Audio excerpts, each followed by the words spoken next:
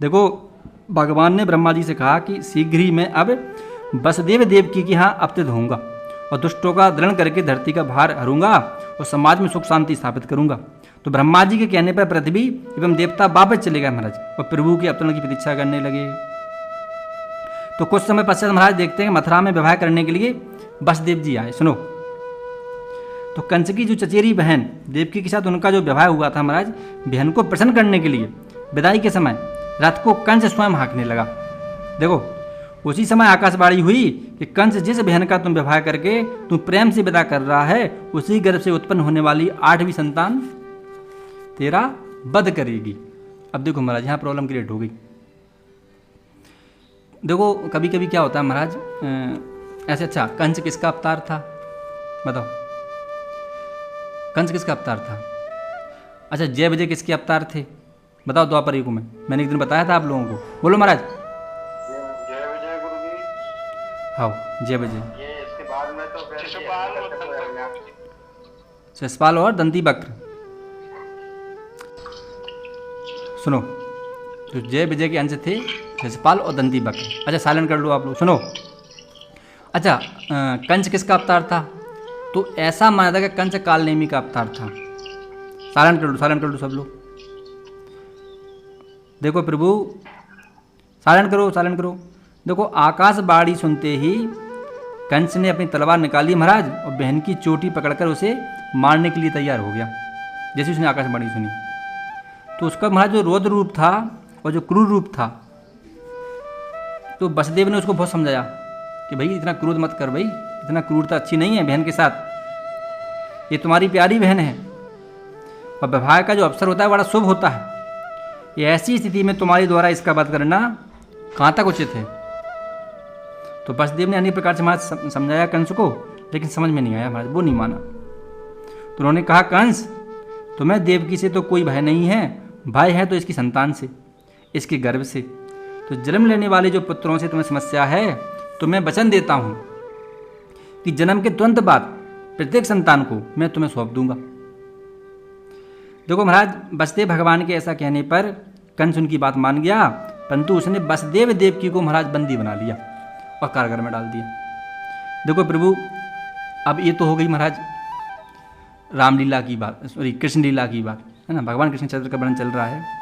देखो प्रभु, संसार में जो भी जीव आया है उसे एक ना एक दिन जरूर मरना है। इसको लिख लो महाराज डायरी में। अब इसलिए मैं लिखने को बोल रहा हूँ क्योंकि आप भूल जाते हो। देखो प्रभु, जीवन मृत्यु की ओर संपन्न होने वाली एक ऐसी यात्रा है जो बिल्कुल संभव है, इसका कोई तोड़ नहीं है। मृत्यु का समय, स्थान और कारण ये सब निमित्त है महाराज, पहले से ही निर्धारित है। बड़े बड़े प्लान कर लो महाराज, ऊंची बिल्डिंग उठाने के, हम बच्चे को भी बनाएंगे, हम ये कर लेंगे, अभी 10 प्लॉट और लेना है, अभी लंबे लंबे हिसाब किताब करने हैं हमको पूरे, सब बकवास है महाराज। मनुष्य को मृत्यु से भयभीत नहीं होना चाहिए, ये तो हम मानते हैं, लेकिन मृत्यु को भूलना नहीं चाहिए महाराज। जो घटना घटित होनी है उसके बारे में चिंता करना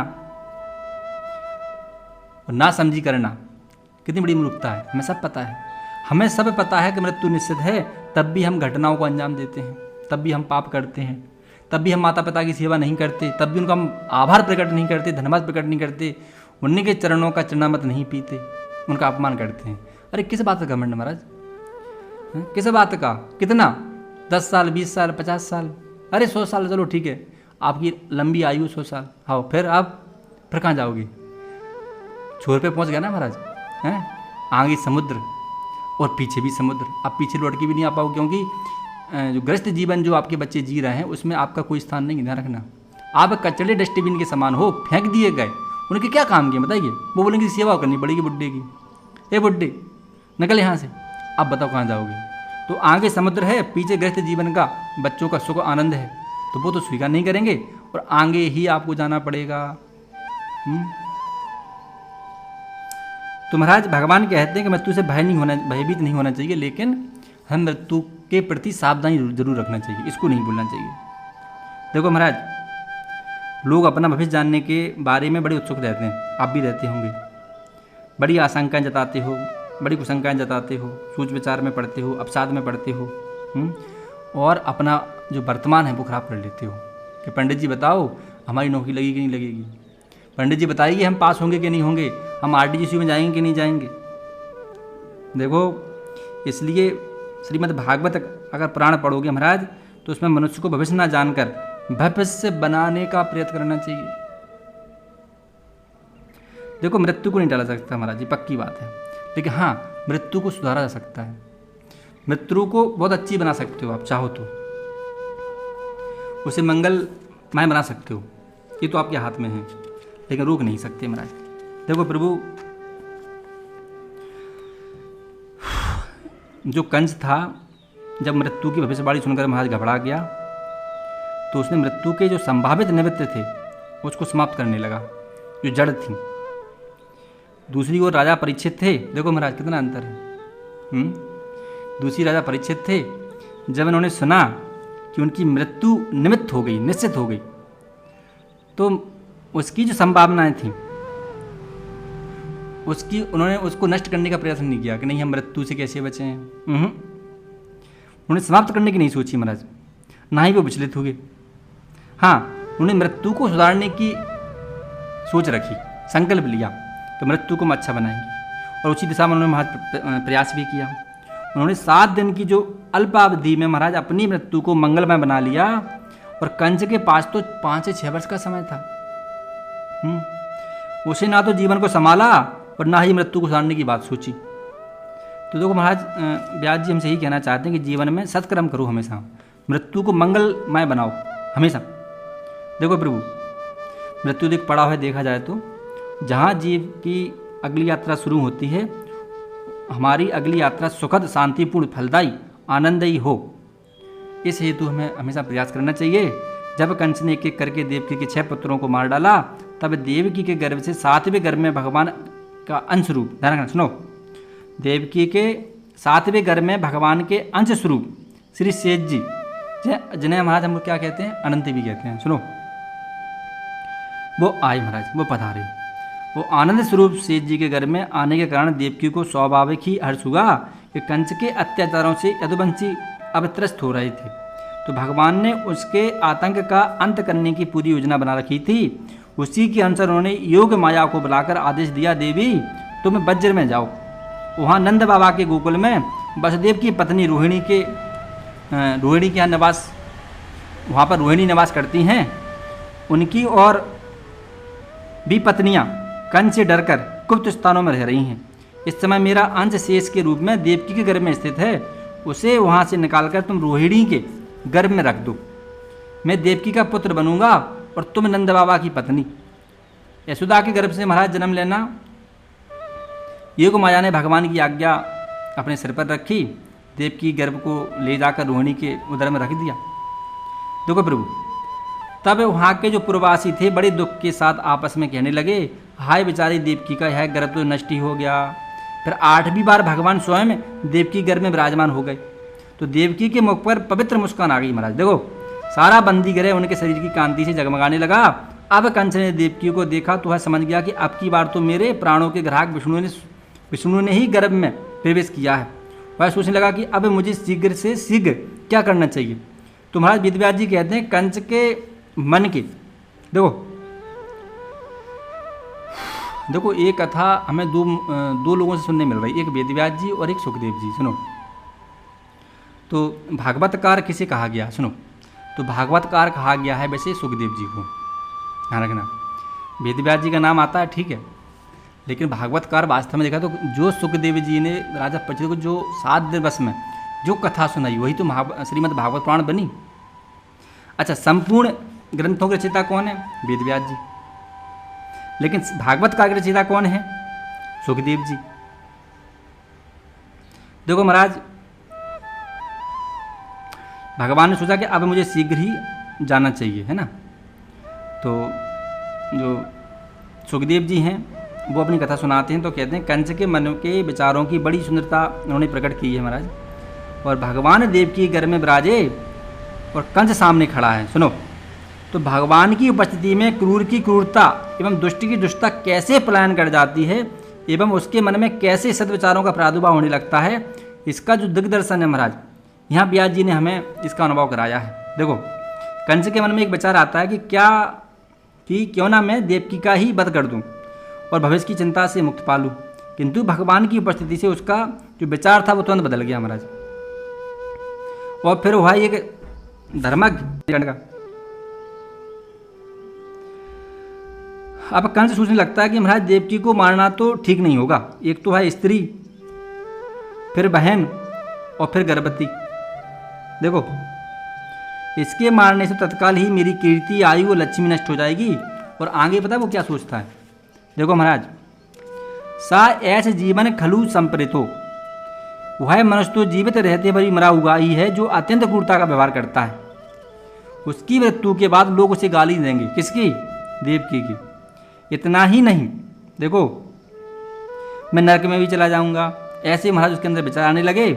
ऐसा सोचकर वहाँ से भाग जाता है और भगवान के प्रति बैर की गांठ बांधकर उनके जन्म की प्रतीक्षा करने लगता है।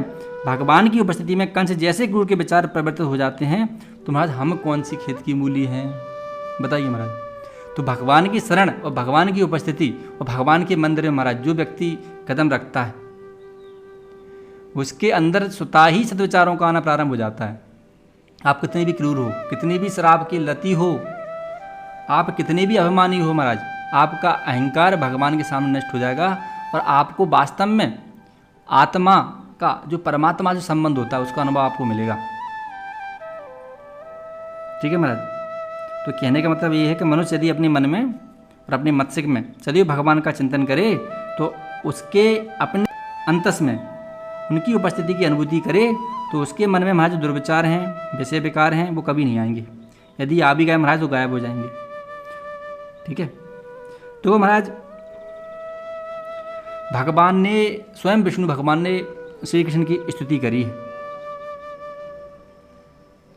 जब भगवान श्री कृष्ण का आना हुआ मृत्यु लोक में भगवान विष्णु का, तो उस समय सारी प्रकृति ने अत्यंत मनुरूप धारण कर लिया।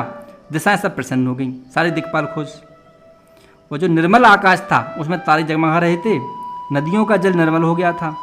रात्रि के समय भी सरोवर में कमल खिल रहे थे महाराज। देखो, प्रकृति बड़ी खुश है। पक्षी चहकने लगे, शीतल मंद सुगंध पवन प्रवाहित होने लगी, संतों के मन प्रसन्न हो गए। अच्छा, आवाज आ रही है आप लोगों को?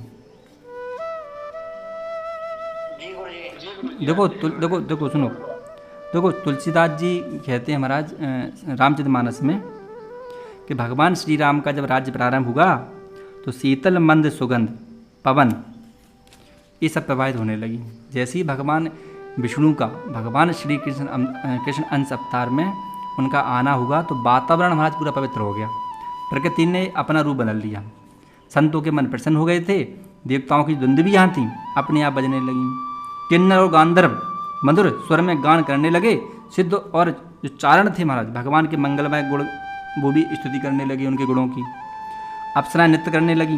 देवता और ऋषि मुनि बड़े आनंदित थे महाराज और फूलों की वर्षा कर रहे थे। बादल गरजने लगा। इसी प्रकार जब पूरी प्रकृति उत्सव में डूब गई तो ठीक उसी समय भगवान देव की गर्भ में प्रकट हो गए। अब सुनो, ऐसे लगा जैसे महाराज पूर्व दिशा में 16 कलाओं से पूर्ण चंद्रमा का उदय हुआ। देखो, ये प्रश्न आपके साक्षात उसमें परीक्षा में भी आया था। ठीक है। तो भगवान चंद्रमा के पास 16 कलाएँ हैं, वही कलाएँ भगवान प्रकट हुए थे कृष्ण अवतार में। भगवान का जो चतुर्भुज मनोहारी महाराज बालक स्वरूप देखकर जब वसुदेव देवकी नंदन इतने आनंद विभोर हो गए तो अपनी क्षुद्र बुद्ध भूल गए महाराज। थोड़े समय पश्चात भगवान का चतुर्भुज रूप अदृश्य हो गया और शिशु रूप में छोटे से कान्हा में प्रकट हो गया महाराज, कान्हा रूप। तो भगवान ने कहा कि मुझे गोकुल में नंद बाबा के यहाँ छोड़ाइए और वहाँ जो कन्या जन्मी है उसे यहाँ ले आइए। वासुदेव बालकृष्ण को गोद में लेकर जैसे ही चलने को उद्यत हुए तो कारागृह के द्वार महाराज अपने आप खुल गए। जिसके हृदय में भगवान है महाराज उसके सारे बंधन खुल जाते हैं। ध्यान रखियो। देखो, अब वसुदेव भगवान चलते हैं गोकुल की ओर। देखो महाराज, बड़ा अच्छा प्रसंग है। भादों की काली रात थी, वर्षा हो रही थी, यमुना जी में बाढ़ आई हुई थी। जैसे ही वसुदेव यमुना के किनारे पहुंचे उन्होंने भगवान को मार्ग दे दिया। फिर उनके मन में कन्हैया के चरण स्पर्श करने की इच्छा हुई तो पुनः उनका जल स्तर बढ़ने लगा। अब भगवान ने देखा कि वासुदेव जी बड़े भयभीत हो रहे हैं, ये तो बड़े डर रहे हैं। तो उन्होंने अपना एक चरण बाहर निकाल कर नीचे की ओर कर दिया। तो यमुना जी ने उनका महाराज पाद स्पर्श कर लिया। देखो, और यमुना जी ने फिर अपना जलस्तर भी कम कर लिया। तो वसुदेव रात्रि में गोकुल पहुँचे। योग माया के प्रभाव से श्री गोकुलवासी बड़ी गहरी नींद में सो रहे थे महाराज। सुनो, सब महाराज माया थी। वसुदेव ने कन्हैया को यशोदा की सैया पर उनके बगल में लिटाया और योग माया को वहाँ से लेकर चले और मथुरा पहुँचकर कारागृह में महाराज वापस पहुँच गए। तो योग माया को देवकी के पास लिटा दिया। योग माया के आते ही कारागृह के द्वार स्वतः ही बंद हो गए। तो ताले महाराज अपने आप खुल गए थे, वो भी बंद हो गए पुनः। तो योग माया ने रोना शुरू किया। तो सेवकों ने शीघ्र ही कंस को संतान के जन्म का समाचार सुना दिया। कंस दौड़ता हुआ आया महाराज और चिल्लाया, बताओ कहाँ हैं? तो मेरा काल कहाँ है, ऐसा बार बार चिल्ला रहा था महाराज पागलों की तरह। तो कंस ने एक माया के पांव पकड़कर उन्हें पत्थर पर पटकना चाहा, पर माया उसके हाथ से छूट गई महाराज। देखो माया किसी के हाथ में नहीं आती, ध्यान रखना महाराज। देखो भागवत कांड ने हमें बड़ा अच्छा मैसेज दिया है। जैसे ही कंस ने उसको पकड़ना चाहा वो हाथ से छूट गई। इसलिए कहते हैं कि माया किसी की नहीं है महाराज, ध्यान रखियो। आज आपके बच्चों के प्रति जो मोह है वही तो माया है। आज आपके अकाउंट में 2 लाख रुपए हैं, वही तो माया है। वो मैं आपको गारंटी दे रहा हूँ महाराज, अगर आप 2 लाख रुपए बचा के रख लो, नहीं बचा पाओगे। देखो धर्म शिक्षक को प्राप्त करने के आपके मन में जो महाराज जोश है, जो आसक्ति है, वो बड़ी ही पवित्र रहना चाहिए और बड़ी पवित्र है। लेकिन ध्यान रखना, आपके प्रारब्ध, आपके सत्कर्म, आपके यज्ञादि, आपके मन, वचन और कर्म से अगर आप पूर्णतः पवित्र हैं, इस दुनिया की कोई भी शक्ति आपको धर्म शिक्षक की नौकरी पाने से रोक नहीं सकती महाराज, ये पक्की बात है। अगर ऐसा कुछ होता है कि आप छूट जाते हो, इंटरव्यू में बाहर हो जाते हो, दौड़ में बाहर हो जाते हो, तो यही मान लेना कि समय नहीं था। भगवान कुछ और संघर्ष चाहता है।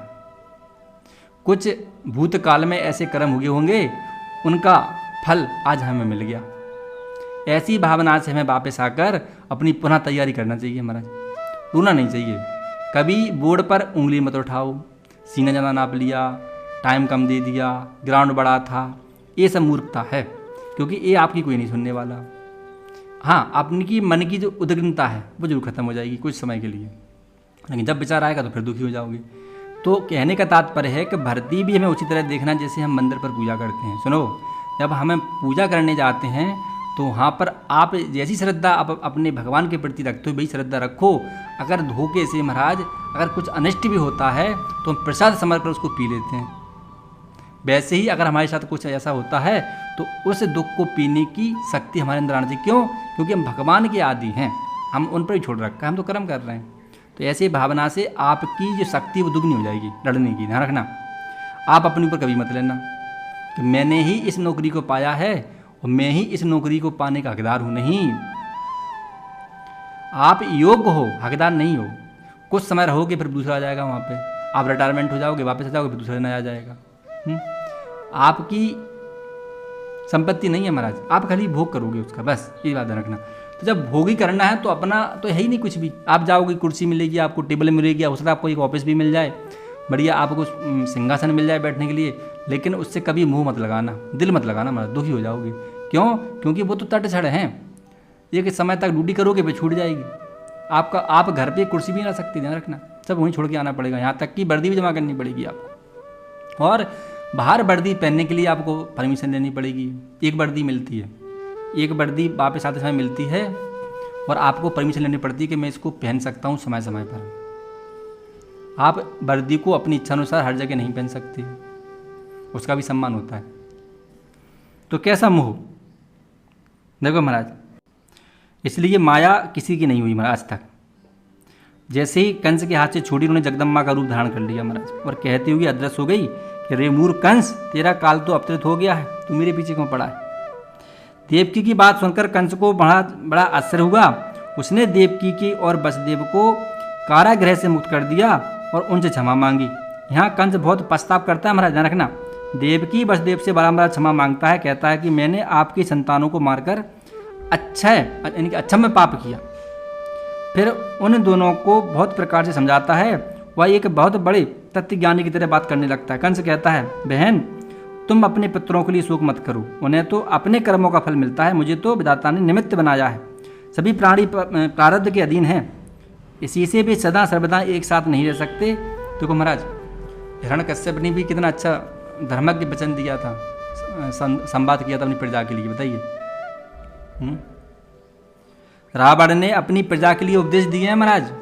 जब बहुत सारे राक्षसों का संहार हो गया तो उनकी विधवाएं विलाप करने लगी। रावण भैया जाते हैं और सबको समझा के आ जाते हैं बढ़िया से कि बेटा मृत्यु निश्चित है, मुझे भी मरना है, आपको भी मरना है, दुख किस बात का। देखो, लेकिन भगवान की माया ऐसी थी कि किसी को विलन बनाना था तो किसी को हीरो, और एक नया संदेश देना था। वो तो पूरी स्क्रिप्ट थी महाराज। तो उसमें संदेश ये जाना कि ऐसे विलन आपके जीवन में आते रहते हैं, तो हमें उनसे कैसे छुटकारा पाना है और विलन को कैसे मुक्त होना है।